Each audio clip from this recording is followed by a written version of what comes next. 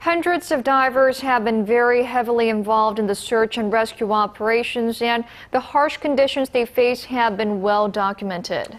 Poor visibility, strong currents, and having to bring up the bodies of so many young students makes their work not only physically but emotionally exhausting. Park Ji-won reports.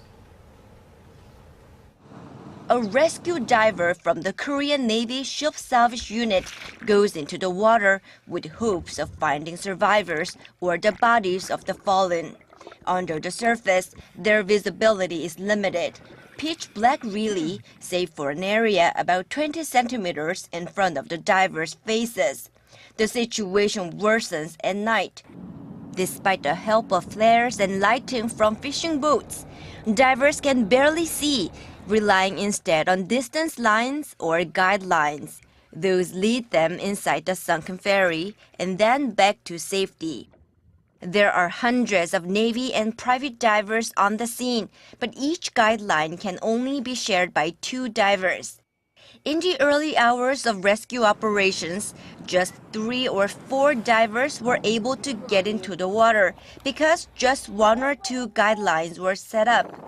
High waves and strong currents also hampered the rescue operations in the first 48 hours after the accident, which is so-called golden time for rescue operations. After numerous failed attempts, divers finally got inside the ferry on the 5th day of the tragic accident with the help of 5 guidelines that were set up. With tighter currents and waves coming this week, search operations have accelerated. However, divers are still at risk.